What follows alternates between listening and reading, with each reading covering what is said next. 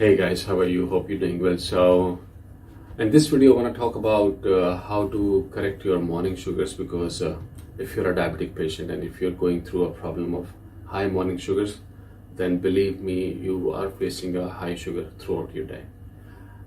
Before we start, I will request you to support the channel, support your brother, and hit subscribe.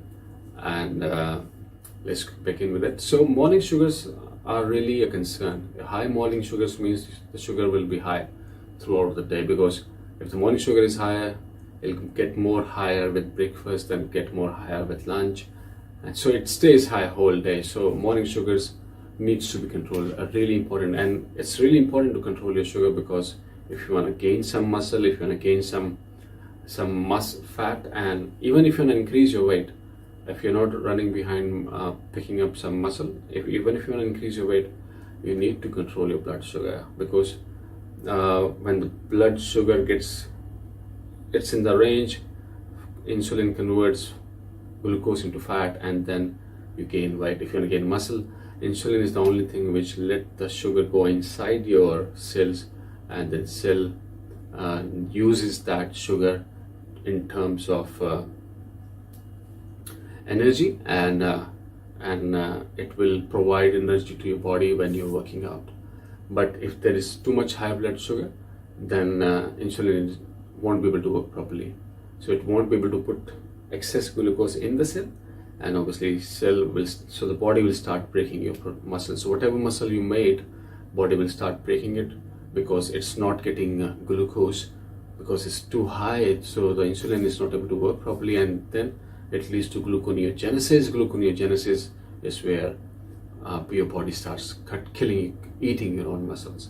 So that's what we don't want. So that's why we need to control the sugar. So I have a few of my strategies where to control my morning sugars, I do these things, and I would like to share those things with you.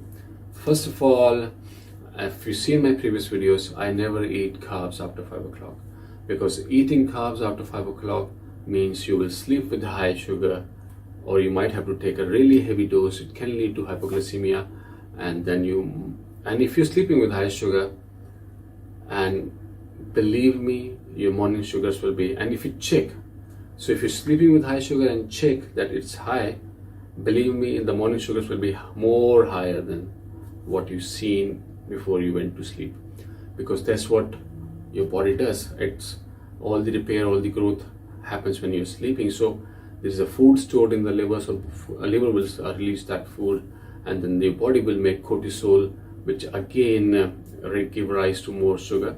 So there are a few things which leads to your morning sugar really levels really high. So I would say that definitely control your morning sugar. So don't eat too much carbs after 5 o'clock, because if you're not eating too much carbs after 5 o'clock, then you will obviously digest everything before you sleep, and then you won't sleep with high sugar. If you're not sleeping with high level of sugar, you won't wake up with high level of sugar. It's pretty basics. So this is the first thing: never eat any carbs after 5 o'clock. The second thing I would say is if you feel there's a craving, you're craving for something, then eat.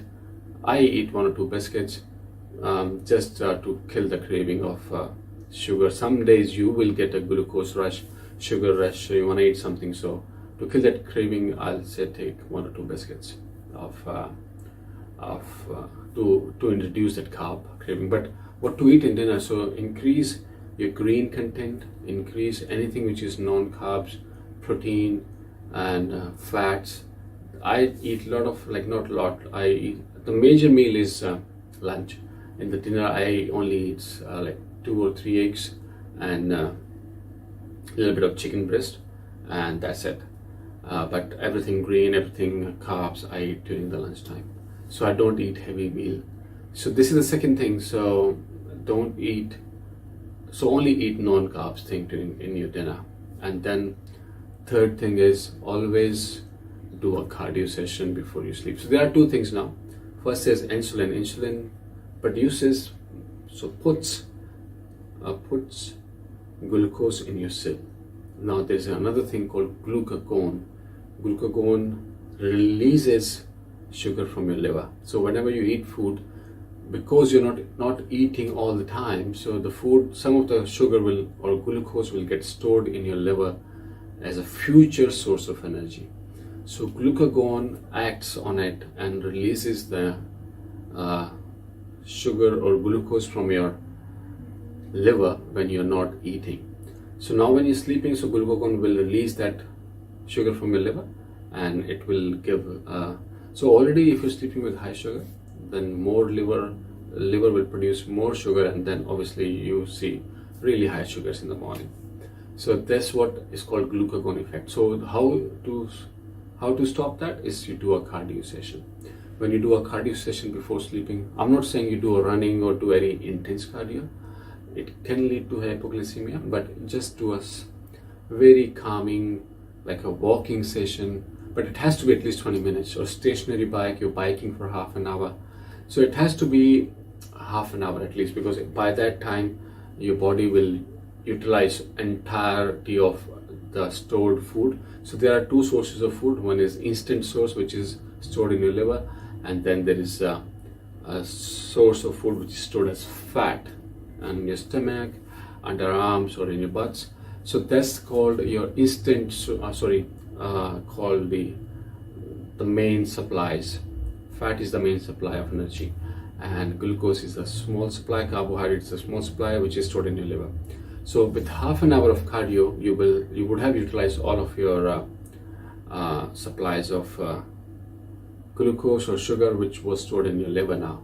So if there is not enough food in the liver, what body will do? It will start eating fat. So it's like you're hitting two things with one stone. So you're not only keeping your blood sugar level low when you wake up, but obviously you're also reducing the fat. So you are getting, you're utilizing the fat also. So you're getting maybe losing fat and looking more healthy. So cardio is really important. And then fourth thing is you check your sugar before you sleep. You definitely need to check how much is the sugar before you sleep, and if the sugar is too high, you take a corrective dose. And don't take a shorter acting, which is like acts really fast and brings the sugar really down, because you have done cardio now. So shorter acting insulin will make it really low and can lead to hypoglycemia when you're sleeping, which is a shock state.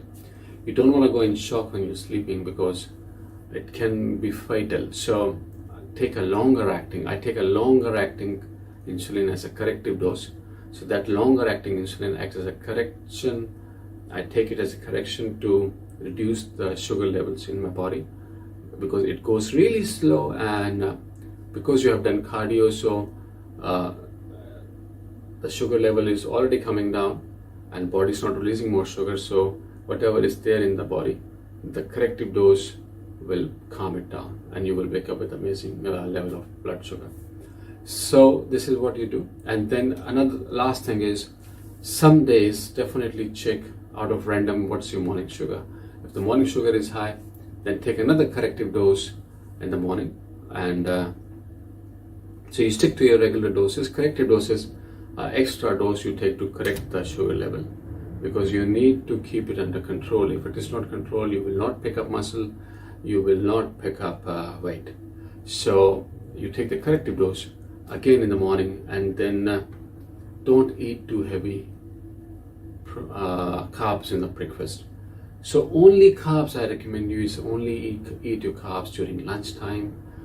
Don't eat any carbs in the breakfast, because if you see in my previous videos, our body works according to sun. Sun is going up, it's getting ready, and then around 12 to 4 it's most active, because sun is most active, and then sun starts to go down, and that's the end of the day, and so body is trying to prepare itself to sleep. So we need to eat these carbs, because that's the main problem a diabetic patient is facing. Even if you're non-diabetic, I will definitely recommend, you want to eat your carbs around your, like 12 to 4 is the window. So don't eat too many carbs early morning or in your breakfast. Have some eggs, bacon, or some other sources of non-carb breakfast, and then your lunch should be your major meal. That's what I do. Lunch is a major meal, and dinner again as really a non-carb, like more protein. but I do take protein shakes, so which is like 150 to 200 calories, and it has not too much carbs, like 2 to 3 grams of carbs per scoop, so which is reasonable. So this is what I would recommend. 4 things or suggest, not a recommendation, just a suggestion, but you can see what works for you. Hopefully you learned some strategies today, and I'll see you soon with our next video. Thank you.